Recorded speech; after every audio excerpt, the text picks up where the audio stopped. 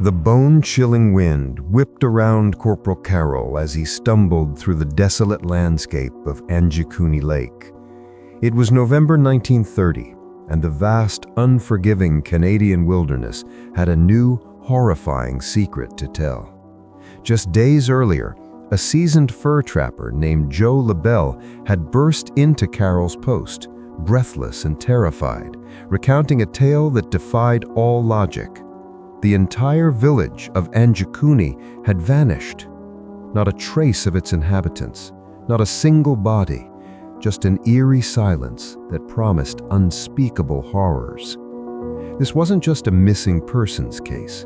It was a ghost story etched into the frozen heart of the North, a chilling enigma that would baffle investigators and terrify generations.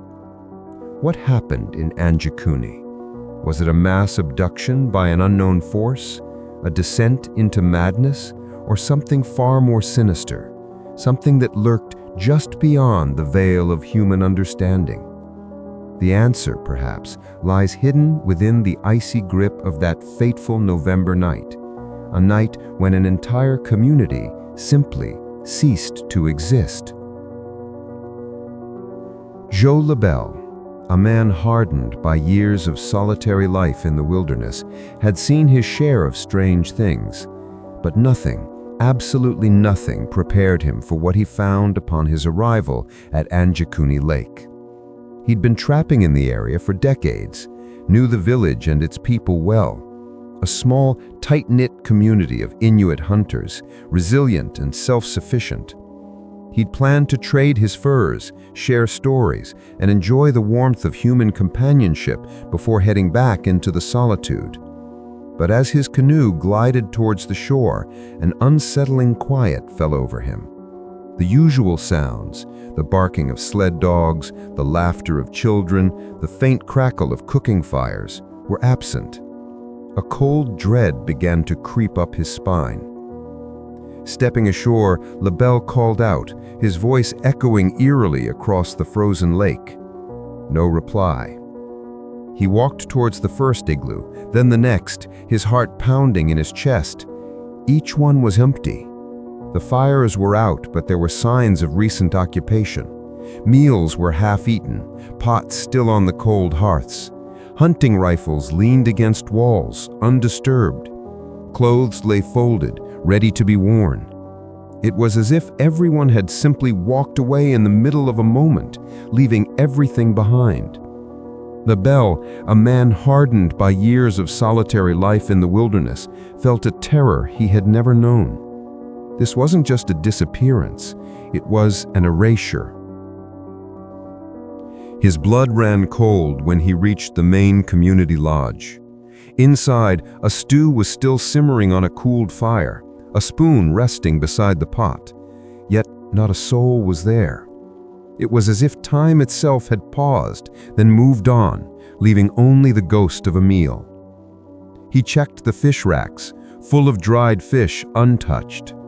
The trapper's own caches were always meticulously organized. Here they were scattered, as if someone had frantically searched for something or nothing at all.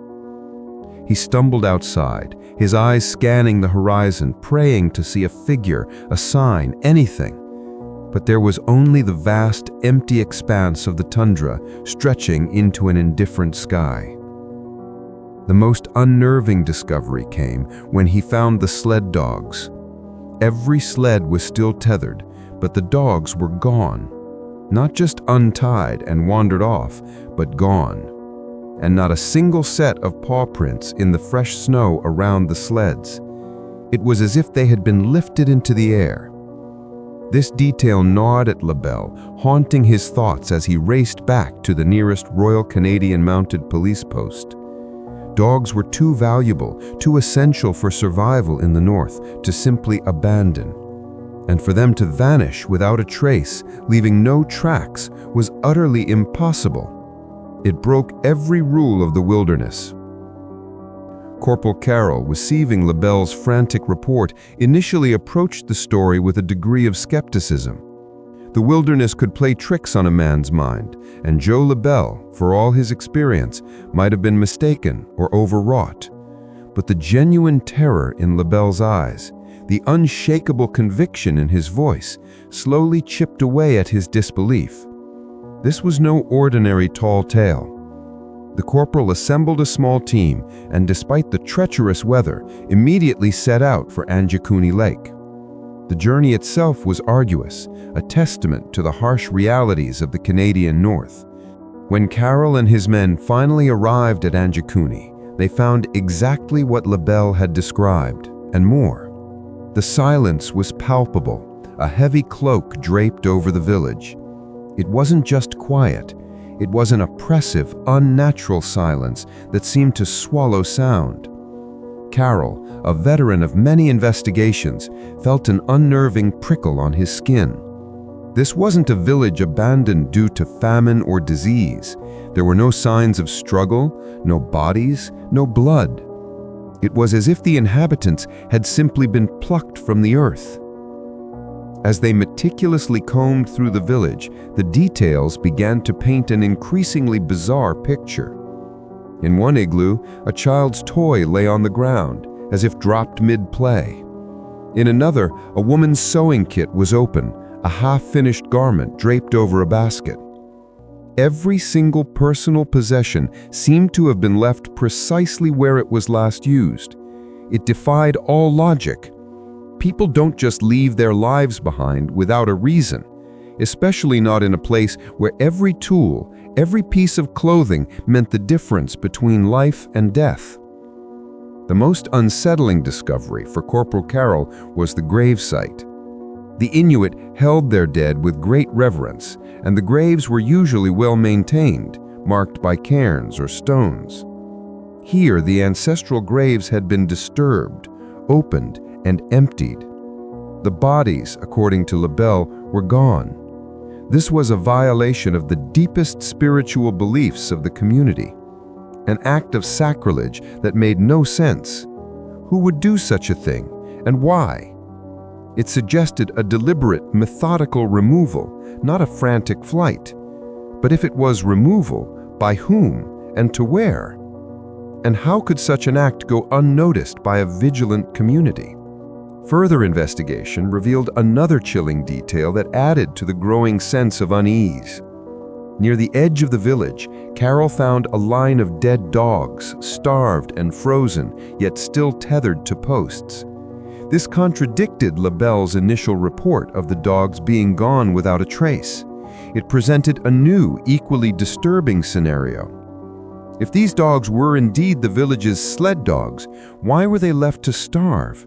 And why were there no other dogs, no sounds of them during LaBelle's first visit? The discrepancy, though seemingly minor, deepened the mystery, creating more questions than answers. It suggested that perhaps not all the information was perfectly clear, or that something even more inexplicable was at play. The news of Anjikuni spread like wildfire through the sparse communities of the north, then across Canada, and eventually the world. Journalists, ever hungry for a compelling story, descended upon the remote region, though few made it to the actual site. The tale of the vanished village became a phenomenon, fueled by whispers and speculation. Was it a mass murder, the work of a deranged killer, or a hostile tribe? The lack of bodies or signs of struggle made that unlikely. Was it a mass suicide, a grim pact made in the face of insurmountable hardship? Again, the peaceful domestic scenes left behind contradicted such a theory. Then came the lights in the sky reports. Trappers and explorers in the region, hearing about Anjikuni, began to recount their own strange sightings. Shimmering, pulsating lights, unlike anything they had ever seen, darting silently across the frigid night sky. These reports, initially dismissed as misidentification of stars or weather phenomena, started to gain traction, especially when tied to the inexplicable disappearance. Could these lights be connected to the vanishing? Was it an extraterrestrial event, an abduction on a scale previously unimagined? The idea, though sensational, offered a tantalizing, if terrifying, explanation for the complete lack of human presence. One particular account came from a trapper named Armand Laurent, who claimed to have seen a giant, glowing, cigar-shaped object hovering silently over the lake just a few nights before Lebel's discovery. Laurent, known for his sobriety and keen observation skills, swore his story was true, even under intense questioning. He described the object as emitting a soft, humming sound, and then, as quickly as it appeared, it shot off into the darkness, leaving no trace.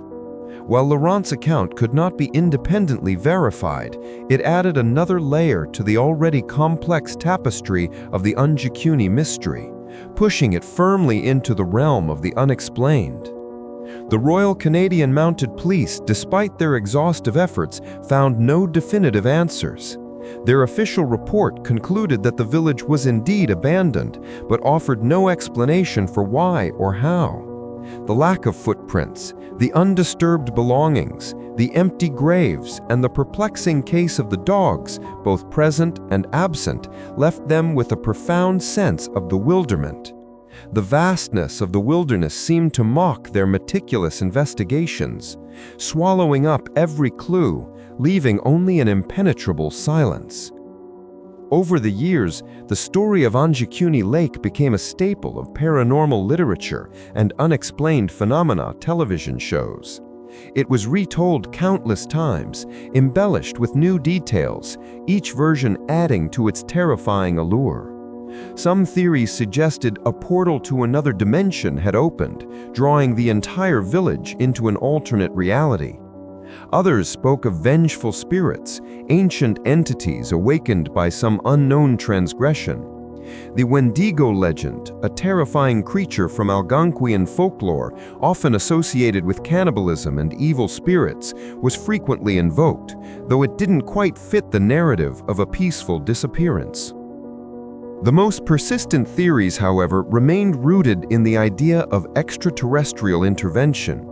The reports of strange lights in the sky, combined with the impossible vanishing act, resonated deeply with the burgeoning interest in UFOs and alien abductions during the mid-20th century. To many, it was the only logical explanation for such a complete and inexplicable disappearance. How else could an entire community, along with their animals, vanish without leaving a single trace, without a single struggle, without a single body? Skeptics, of course, offered their own counter-theories. They pointed to the possibility of mass migration due to famine or disease, though the evidence of half-eaten meals and abundant fish stocks contradicted this. They suggested that perhaps Lebel had exaggerated or misremembered details, or that the RCMP's investigation was flawed.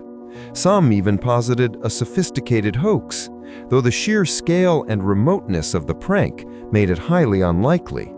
The lack of a definitive, mundane explanation only fueled the more fantastical theories. One of the greatest challenges in unraveling the Anjikuni mystery was the remoteness of the location and the passage of time. As years turned into decades, eyewitnesses passed away, memories faded, and the initial reports became entangled with folklore. The story itself became a kind of legend, passed down through generations, each telling adding its own flavor to the chilling narrative.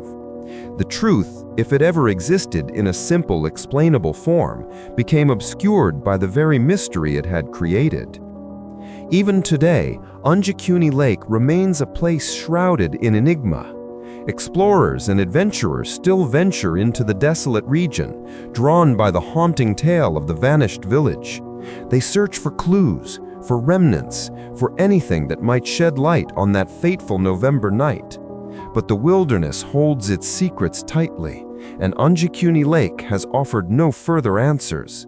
The cold winds still howl across its frozen surface, whispering tales of a community that simply vanished, leaving behind an indelible mark of profound and inexplicable absence. The story of Anjikuni Lake serves as a stark reminder of humanity's vulnerability in the face of the unknown. It is a chilling testament to the fact that some mysteries defy all logic, all scientific explanation, leaving us only with questions and the unsettling possibility of forces beyond our comprehension. The missing village, its inhabitants, and their silent departure continue to haunt the collective imagination. A chilling whisper from the vast, indifferent wilderness, reminding us that sometimes the greatest horror lies not in what we find, but in what simply isn't there. So the next time you look up at the vast star-studded sky or feel a sudden, inexplicable chill, perhaps you'll think of Anjikuni. Perhaps you'll wonder about the people who once lived there, about their last moments, and about the inexplicable force that swept them away. Their story remains etched in the frozen landscape, a silent, enduring testament to a mystery that has never been solved, a village that vanished overnight, leaving behind an echoing question mark in the heart of the Canadian wilderness. And perhaps, somewhere out there, in the silent, star-dusted reaches of the cosmos, the answers still await.